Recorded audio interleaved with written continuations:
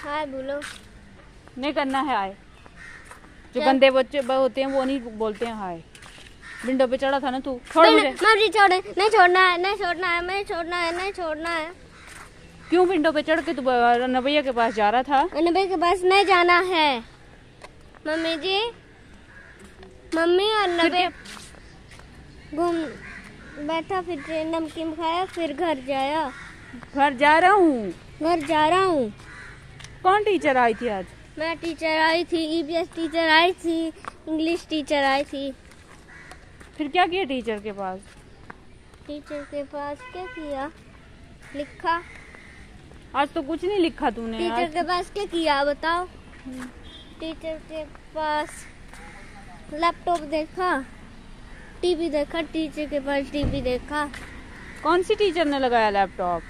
Teacher ने। कौन सी teacher ने लगाया लैपटॉप? मैं टीचर ने। हाँ। मैं टीचर ने। हाँ। मैं टीचर ने लगाया था लैपटॉप। अच्छा। बदमाशी किया कुछ? नहीं किया। क्यों विंडो पे चढ़ा नहीं था तू? विंडो पे नहीं चढ़ना है। विंडो पे नहीं चढ़ेगा। विंडो पे नहीं चढ़। नहीं तू चढ़ता है तो झूठ नहीं बोलता चढ़ना है। मम्मी जी, विंडो में नहीं चढ़ूंगा। पक्का? हाँ। सच बोल रहा है? हाँ। सच की झूठ? सच। ओके। स्कूल से लेके आ रही हूँ मैं अभी। तो ये क्या करता है ना, अपनी क्लास की विंडो पे तो नहीं चढ़ता है। ये साथ में जो अच्छू का क्लासरूम साथ में ही है, दूसरे सेक्शन में। तो ये कभी कभी ना उसको बाहर से देखने जाता है। तो बाहर का जो विंडो है ना, उधर से मुझे लग रहा है कि कभी कभी उसको देखने जाता है। जैसे अभी जब मैं रिसेस में लेके आती हूँ ना उसको, तो वो जाते टाइम वो उसको वहीं से देखता है। तो वो थोड़ा सा हैबिट है उसको। फिर बाहर से थोड़ा सा विंडो से देखता है, फिर वापस आ जाता है। तो मैं वही उसको डरा रही थी कि कहीं बार बार ये काम स्टार्ट ना कर दे तो और प्रॉब्लम होगा। उसको जस्ट देखने के लिए वो ऐसा करता है, वैसा पर्पज़ नहीं है कि उसको विंडो पे चढ़ना है। तो ये सब चीज़ें हैं। रोज़ स्कूल से आने के बाद मैं उसका हैबिट डाला है, डेली पूछती हूँ क्या करते हो क्या नहीं करते हो। ये फ़र्क नहीं पड़ता है कि कितना सच बोलता है कितना झूठ बोलता है, बट एक हैबिट बने रहना चाहिए कि मुझे जब भी मैं कहीं से आता हूँ तो वो मतलब एक्सप्रेस करने आना चाहिए कि वहाँ पे मैंने क्या क्या किया, क्या क्या देखा। और टाइम के साथ मेमोरी बहुत स्ट्रांग होती जाती है और बच्चा काफ़ी कुछ चीज़ें जो है वो एक्सप्लेन करने लग जाता है। इस चीज़ का ये फ़ायदा होता है। तो पहले जैसे एक आधा बात उसने बता दिया तो धीरे धीरे काफ़ी, ऊपर पकड़ो गंदा हो जाएगा, धीरे धीरे वो एक साथ बहुत सारी बातें बताने लगा।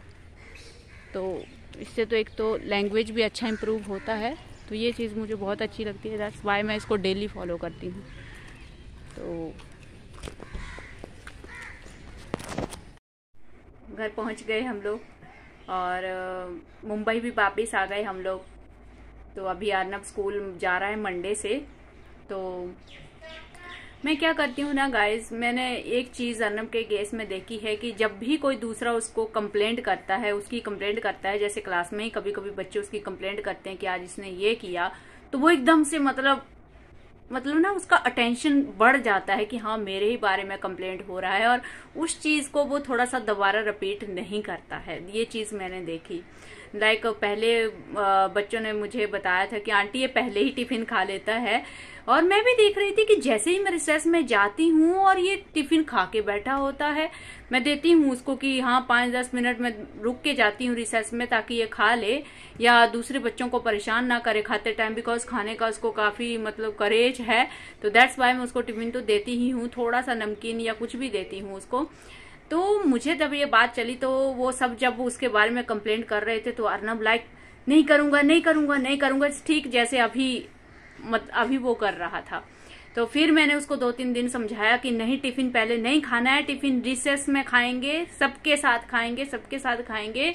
तो उस चीज का मैंने इफेक्ट देखा। मुझे मतलब मैंने एक्सपेक्ट नहीं किया था कि वो समझ जाएगा उस चीज को, लेकिन वो चीज उसने समझ ली। और अब अर्नब कब टिफिन खा रहा है, जब मैं क्लास में पहुंच रही हूँ उसको लेने के लिए, उस टाइम पे वो बेंच पे खड़ा रहता है और वेट करता है कि जब मम्मी आएगी तब मैं टिफिन खाऊंगा। तो उसके दिमाग में ये बात चली गई कि मम्मी के आने से पहले मुझे टिफिन नहीं खाना है, मुझे मम्मी के आने के बाद टिफिन खाना है। तो अभी अर्नब ये कर रहा है। तो ये बहुत अच्छी बात है कि दूसरे बच्चे ने उसकी कंप्लेंट की, अर्नब को वो चीज समझ में आई और उसने उस चीज को फॉलो किया। तो एक तो ये मुझे पॉजिटिव चीज लगी। तो इसीलिए इसी एक्सपीरियंस से मोटिवेट होके अब मैं क्या करती हूँ, जब भी बच्चे कुछ भी थोड़ी सी भी कंप्लेंट करते हैं तो मैं उसको समझाती हूँ, थोड़ा सा डांटती हूँ, जैसे अभी ठीक जैसे मैं अभी डांट रही थी, ताकि उसके दिमाग में ये बात रहे कि मुझे ये बात पता चल गई है कि तुम ये बात कर रहे हो। तो अभी धीरे धीरे फिर अर्नब जो है वो चीजें स्टॉप करना स्टार्ट कर देता है। तो यही मैं टिप आपको भी दूंगी कि एक तो बच्चों को हैबिट डालिए, कहीं से भी बाहर से कभी भी बच्चा आता है तो यकीन मानिए बहुत अच्छा लैंग्वेज जो है वो डेवलप होता है इस चीज से। कहीं से भी बच्चा आता है तो ब्रीफिंग सिखाइए, नहीं बच्चा बोलता है तो खुद उससे रिपीट करवाइए, खुद उसको रिमाइंड करवाइए।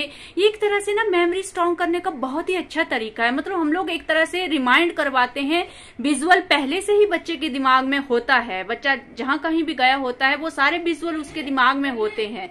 बट हम लोगों को बस ये करना होता है कि बच्चे को रिकॉलिंग का हैबिट डालना होता है। तो बहुत सारे ऑटिस्टिक बच्चे ये नहीं कर पाते हैं बिकॉज हम लोग उसको उस चीज को सिखाते नहीं है। हम लोगों को लगता है कि बच्चे को में अगर लैंग्वेज आ गया है तो वो खुद से चीजों को एक्सप्लेन करने लगेगा, लेकिन ये जो रिकॉलिंग है ये आपको सिखाना पड़ेगा। तो अर्नब को हमने इसी तरह से धीरे धीरे रिकॉलिंग सिखाया।